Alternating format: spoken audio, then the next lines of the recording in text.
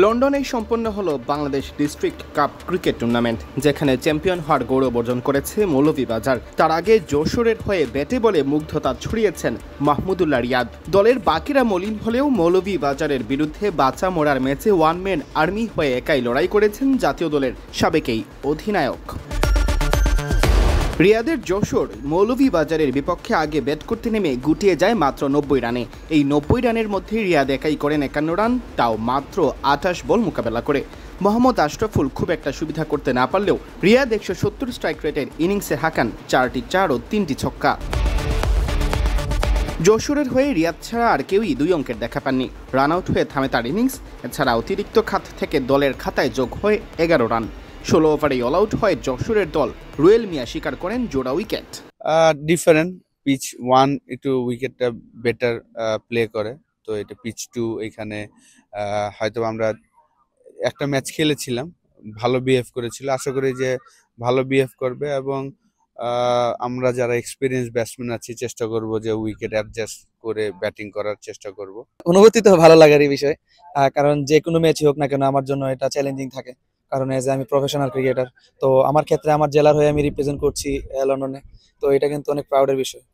ভাইদের সাথে খেলেছি, বাংলাদেশে জানেন আমি অনেক বিপিএল বা ঢাকা প্রিমিয়ার লিগ বা ফার্স্ট ক্লাস ক্রিকেট সব কিছুর এক্সিকিউশনে কিন্তু আমার ওই এক্সপিরিয়েন্সটা হয়েছে আল্লাহর মধ্যে। কারণ আমি বুঝতে পেরেছি যে সিচুয়েশন অনুযায়ী কিভাবে বল করতে হয়, কোন ভেরিয়েশনে কিভাবে বল করলে আমার জন্য বেটার ফিল্ডিং সেটআপটা ভেরি ইম্পর্টেন্ট আমার জন্য। তখন আমি ওই অনুযায়ী কিন্তু আমি আমার নিজের সেরাটা দেওয়ার চেষ্টাই করেছি। আর যেহেতু আশরাফুল ভাই প্রথমে ছিলেন, তখন আমার প্ল্যান ছিল যে আশরাফুল ভাইকে আমার প্ল্যান অনুযায়ী বলটা করা। তখন রিয়াদ ভাই যখন স্লোকে আসলেন, তখন বাইরে আমি প্ল্যান করে আউটটা করা হয়েছে আর কি। পেস বোলারদের জন্য একটু টাফ, কারণ হচ্ছে ওইরকম মুভমেন্ট ছিল না পেজে, এটা সত্যি কথা। কারণ আমি আমার এক্সপিরিয়েন্স দিয়ে কিভাবে বলটি ভালো করলে মানে প্রথম ওভারটা করেছি, তখন আমি বুঝতে পেরেছি যে উইকেটে কি বিহেভিয়ার চাচ্ছে। তো ওই অনুযায়ী আমাদের প্লেয়ারদেরকে আমি দিক নির্দেশনা দিয়েছি যে পেস একটু কমানোর জন্য, বা কোনো সময় যেটা বল করা জুড়ে সেটা জুড়ে করবে। তো সেই জিনিসটা ওদের জন্য খুব হেল্পফুল এবং আমরা সেই জিনিসটাতে আমি সাকসেস হয়েছি। হ্যাঁ, উনি আমাকে সবসময় সাপোর্ট করেন। আমার ওয়াইফ, সে কিন্তু ক্রিকেট অনেক পছন্দ করে, অনেক ভালো বুঝেও।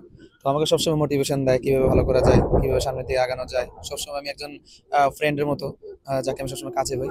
আর একটা জিনিস হচ্ছে যে দর্শকদের উদ্দেশ্যে একটা কথা বলবো যে আপনারা খেলাটা উপভোগ করতে থাকুন। আর ডিস্ট্রিক্ট কাপ আমার মনে হয় আগের থেকে এই বছরটা ভেরি ইম্পর্টেন্ট হচ্ছে। ওদের টুর্নামেন্ট কমিটির জন্য অসংখ্য ধন্যবাদ, যে এত সুন্দর একটা টুর্নামেন্ট আয়োজন করেছেন। ন্যাশনাল টিমের অনেক তারকা ক্রিকেটাররা এখানে খেলছেন, রিয়াদ ভাই, আশরাফুল ভাই, আবহাওয়া থেকে শুরু করে অনেক মুসাদ্দেক, এভরিথিং আমার সকলেই খেলতেছেন।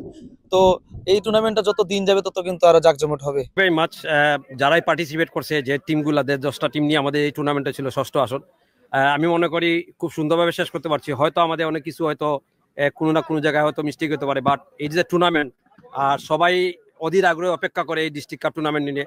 I am very successful my self যে এইভাবে আমরা যে টুর্নামেন্টটা শেষ করতে পারি। স্পেশালি আমি আমার সাথে যারা কাজ করছে, স্পেশালি আমার জাওয়ার আলী, আয়াজ করিম, সাইদুল আলম, রতন ভাই এবং আরো যারা আনুষঙ্গিকভাবে যারা কাজ করছে আমার সাথে, এই যে টিম ওয়ার্ক। যশোরকে হারিয়ে ফাইনালে ওঠা মৌলভীবাজার হবিগঞ্জ জেলাকে হারিয়ে নিশ্চিত করে শিরোপা।